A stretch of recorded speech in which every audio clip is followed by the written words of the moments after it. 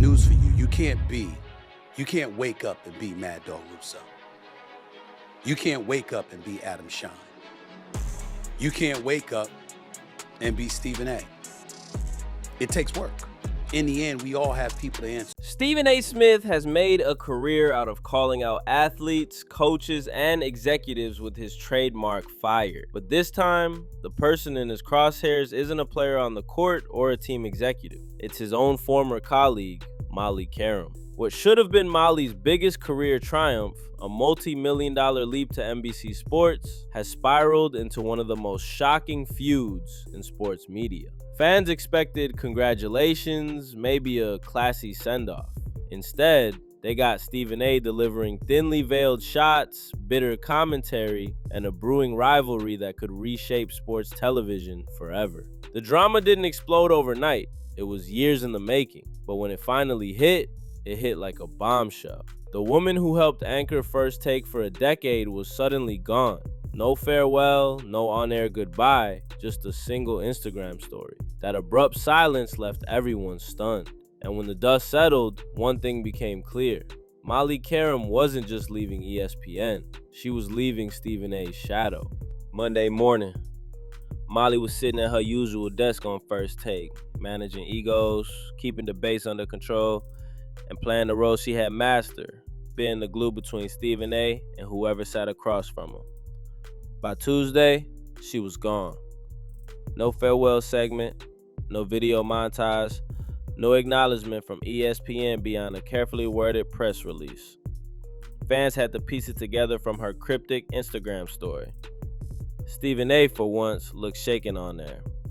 He called Molly a friend, praised her professionalism, and told viewers that's her story to tell. His voice cracked like a man blindsided.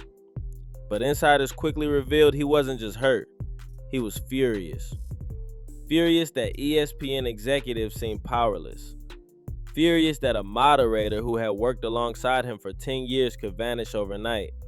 And furious that the move made him look out of the loop on his own show. The official line from ESPN executives was vague. They said Molly declined a contract extension and simply wanted to explore other opportunities. But if that were the case, why no farewell?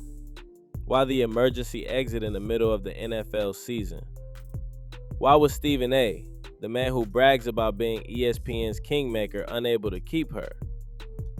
The answers point to a deeper story, one that ESPN never wanted fans to know. To understand why Molly walked, you need to look at the money. Stephen A. Smith makes an eye-popping $20 million a year. That salary cements him as ESPN's centerpiece, the face of the network, the untouchable star. But what about the people around him? Co-hosts, moderators, analysts, the very people who make First Take flow don't even come close. Molly had been moderating the show for 10 years. She cut off debates before they got out of hand, balanced egos, kept the conversation moving, and often acted as the quiet backbone of the program. Yet her salary was dwarfed by Stephen A.'s contract. When ESPN renewed deals for other rising stars like Malika Andrews and Mina Kimes, offering fresh multi-million-dollar contracts, Molly reportedly felt overlooked. She'd given ESPN a decade of stability, but when it came time to negotiate, the network lowballed her. And the contrast didn't stop there. ESPN signed Shannon Sharpe with great fanfare, threw millions at Pat McAfee, and allowed Stephen A. to boast publicly about how he helped others secure big paydays. Meanwhile, Molly, one of the longest tenured faces of the network, was treated like she was replaceable. That was the breaking point.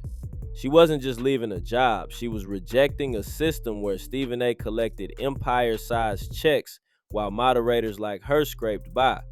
As one analyst bluntly put it, when you pay Stephen A. Smith $20 million, whoever his co-host is going to want an exorbitant amount of money. That's where the resentment began. Ouch. I was like, wow. So obviously this is pretty obvious. At least from Molly's point of view, I don't think it was the most amicable split. The split might have stayed behind closed doors if Stephen A. had played it cool, but he didn't. Instead, he took to a Sirius XM show and launched into one of his trademark lectures. News for you, he snapped. You can't wake up and be Stephen A. Smith. You can't just decide your own value. We all answer to somebody. On paper, he wasn't naming names. But who else had just walked away from ESPN demanding more money, more respect, and more control? Who else had just rejected ESPN's offer in favor of NBC's? The subtext was obvious. He was talking about Molly. And here's the irony. Stephen A. has spent years leveraging his own work, forcing ESPN's hand until they made him the highest paid personality in network history. But when Molly demanded more, suddenly it wasn't business, it was ego. That double standard exposed the side of Stephen A. fans weren't used to seeing. He wasn't just defensive, he sounded threatened. How do I get my bosses more money? How do I get something? The real shock wasn't that Molly left ESPN, it was what she left for. NBC didn't just offer her a raise, they handed her something ESPN refused to give: power. Her NBC contract reportedly included executive producer credits, cross-platform opportunities, and the chance to create shows under her own vision. She wasn't just going to be the face on camera, she was going to shape programming itself. For a network desperate to challenge ESPN's dominance, it was the perfect coup. Think about the timing. ESPN was laying off veteran talent left and right. Play-by-play voices, analysts, studio hosts, gone. Meanwhile, Stephen A. strutted around untouched with his $20 million deal. NBC seized the optics, offering Molly a package that screamed, "We value you the way ESPN never did." To fans, it was a bold career leap. To Stephen A., it was a direct challenge. And when word leaked that NBC planned to build a morning show to go head-to-head with First Take, the rivalry became personal. For years, fans speculated about tension between Stephen A. and Molly. On air, you could see flashes of it. Molly cutting him off when his rants went too long. Molly trying to mediate when egos clash. Stephen A. sometimes steamrolling debates, leaving Molly to rein him in. But what if the tension didn't stay on the set? What if Molly's decision to leave wasn't just about money or opportunity, but about escaping Stephen A.'s shadow? The clues were there. In her farewell post, Molly thanked the First Take family and the fans. But she didn't mention Stephen A. by name. Not once. After 10 years of sitting beside him, that omission was glaring. Fans noticed, commentators noticed, but Stephen A. definitely noticed. And that may explain why he couldn't resist firing back through cryptic monologues. Because for Stephen A., being ignored wasn't just an insult.